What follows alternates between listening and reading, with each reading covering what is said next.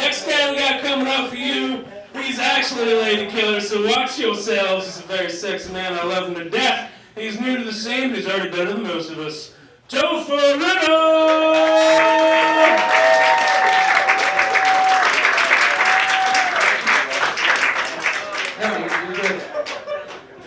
I just bumped into a lady and nearly actually killed her, so you're right.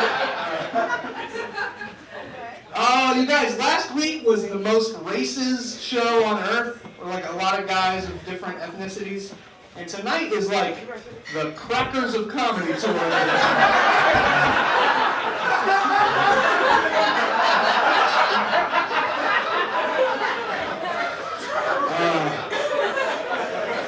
I'm really regretting not taking one more hit off my chapstick before I came out here.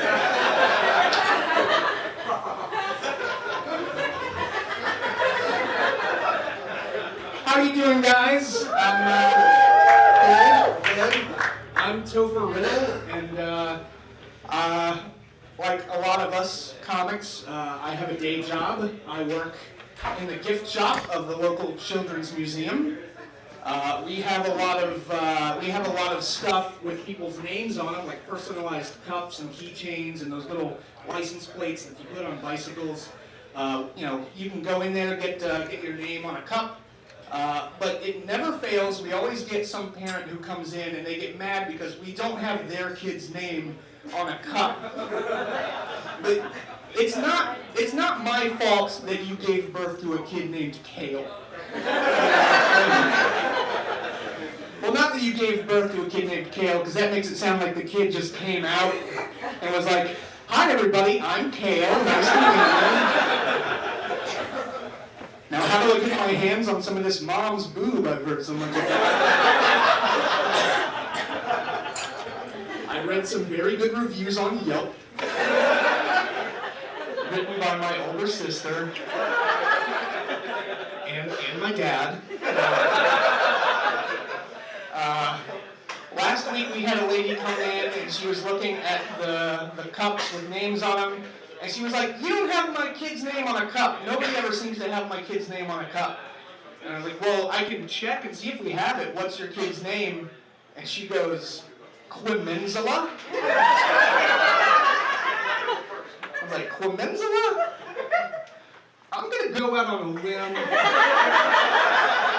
and say that we don't have that."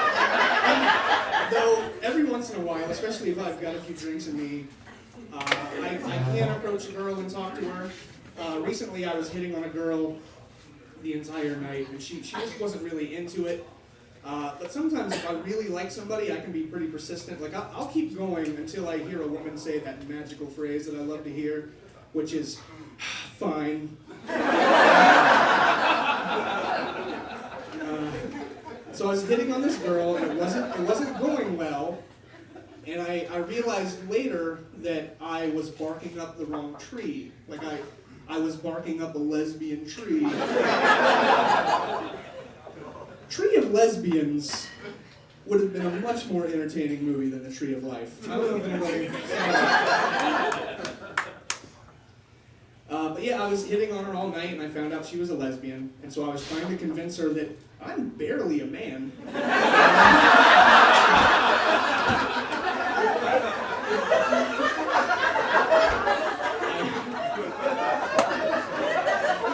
I have ex-girlfriend references that'll back that up. But it just, hitting on her all night and finding out she was a lesbian, it made me wonder, do lesbians, do they just know? Like, can they sense each other like the Immortals in a Highlander movie? like, does a lesbian walk down the street and just stop and go, "There's another lesbian nearby. I can feel it." And then they do whatever their version of fighting each other with blades would be, which I guess would be scissoring, right? So,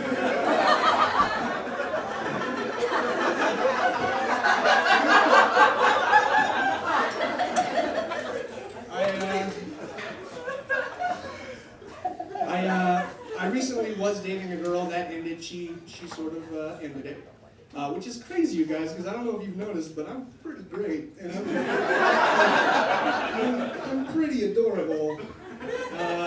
And if money is your thing, gold digger, I have dozens of dollars in my bank account.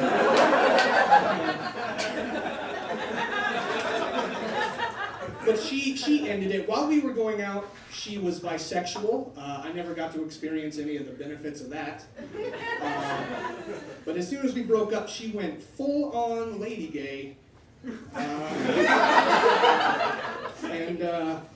And I was like, oh, I gotta try to win her back.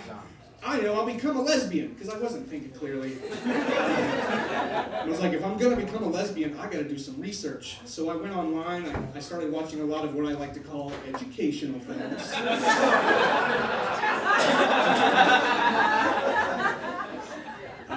Passed the written exam with flying colors, failed the physical exam because I had too many penises. I had one too many penises. So yeah, 6 weeks at the academy for nothing.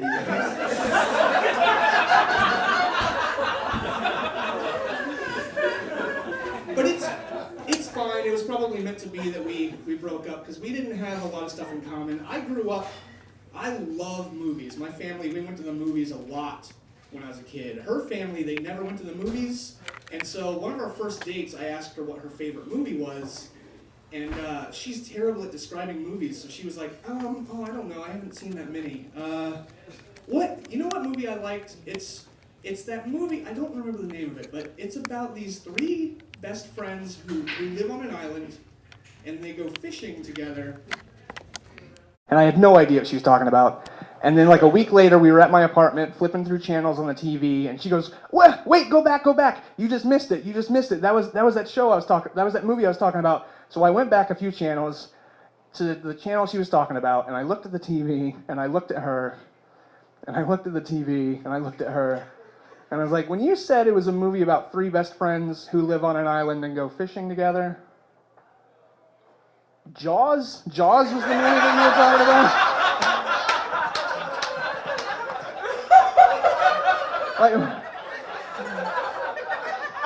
Like, why didn't you just say shark? If you had just said the word shark, I would have guessed Jaws. And she goes, I forgot that it had a shark in it.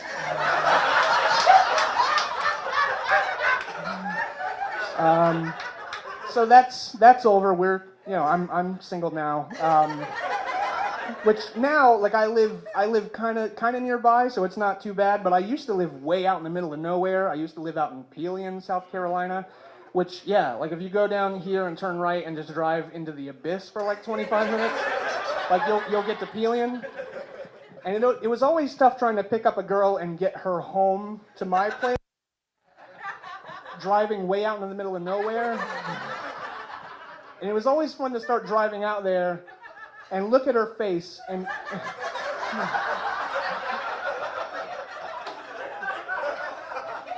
and try to pinpoint the exact moment where she starts to think, oh, I'm never going to see my friends and family again.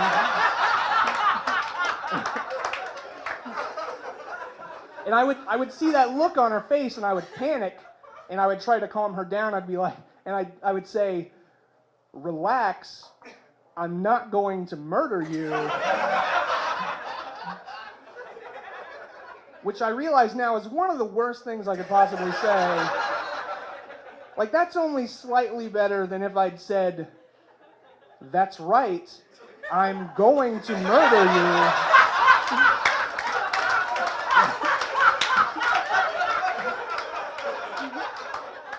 you. Now, please be quiet while I listen to this Tears for Fears song to mentally prepare myself for what I'm about to do. Thanks, everybody. I'm Topher Riddle.